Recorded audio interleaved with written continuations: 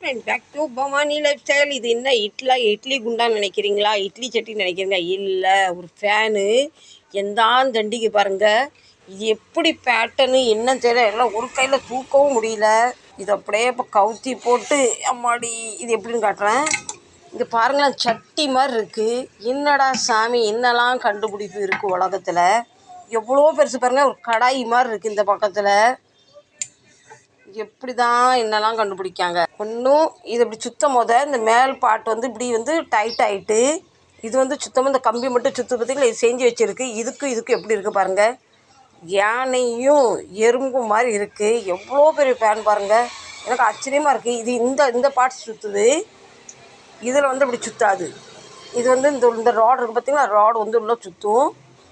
இது வந்து ராடு சுற்ற மாட்டுக்கு, இந்த பார்ட்ஸ் சுற்றுது பார்த்திங்களா. அந்த கீழ்பாகம் அப்படியே இருக்குது. இது வந்து சுற்றுதுன்னா கம்பி இது ஃபுல்லாக சுற்றுது. என்ன கண்டுபிடிப்பி அப்பா அப்பா அப்பாப்பா. நாங்களும் எத்தனையாயிரம் ஃபேன் ரிப்பேர் பண்ணியிருக்கோம். ஆனால் இந்த மாதிரி தலைவர் வெளியே பேருக்கு அப்படி வரட்டும், செக் பண்ணும் போது அதுக்கு என்ன பிரச்சனை பார்த்து உங்கள்ட்ட கண்டிப்பாக நான் சொல்கிறேன், சரிங்களா. இது ரூபா உயரத்தில் இருக்குது. இது கீழே வந்து இந்த பேஸோட சின்னதாக இருக்குது. இவர் வந்தாச்சு, இந்த ஃபேனை செக் பண்ணி பார்த்துடலாம். ஃப்ரெண்ட்ஸ், இப்போ செக் பண்ணி பார்த்துட்டு சொன்னார். மேலே ஃபேனும் கீழே வந்து பெரிய பல்பு மாதிரி கொடுத்துருக்காங்களாம். 2 in 1 இந்த ஃபேனு ஸ்டார்ட் ஆனால் லைட்டும் தானாக ஸ்டார்ட் ஆகுமா, ரிமோட்டில் நடக்குமா இந்த ஃபேனு, பட்டன் தேவை அவசியம் இல்லையா. இப்போ மீண்டும் செக் பண்ணி பார்த்துடலாம். பார்த்திங்களா இப்படி தான் சுற்றுது. கெப்பாசிட்டர் பிரச்சனையா, பேரிங் பிரச்சனைங்களா. கீழே உள்ளது அப்படியே சட்டி மாதிரி உட்காந்துருக்கு, மேலே உள்ள மட்டும்தான் குடுன்னு ஓடுது. பார்த்திங்களா இப்படி தான். இந்த மாதிரி ஃபேன்லாம் பார்க்க அழகாக இருக்கும், விலையும் கூடுதலாக இருக்கும். நான் ரிப்பேரிங்னு வர நேரத்தில் செலவும் அவ்வளோ பெருசாக வரும். இப்போ இதை நம்ம கெப்பாசிட்டி செக் பண்ணிடலாம், ஓகேவா. அழகாக இருக்க பொருள்லாம் வெரி டேஞ்சர்.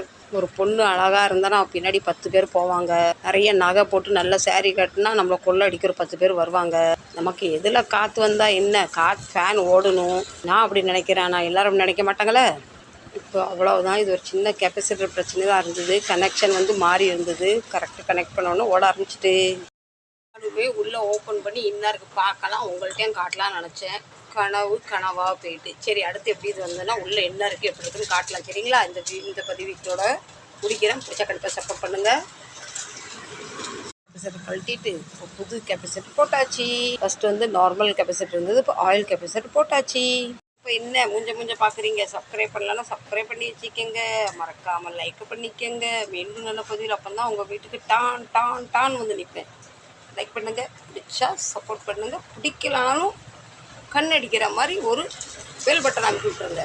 நான் ரொம்ப பேசுகிறேன், லூஸ்லாம் நினைக்காதீங்க. இப்படிலாம் பேசினா தான் நீங்கள் சப்ஸ்கிரைபும் லைக்கும் பண்ணுறீங்க. பாய்.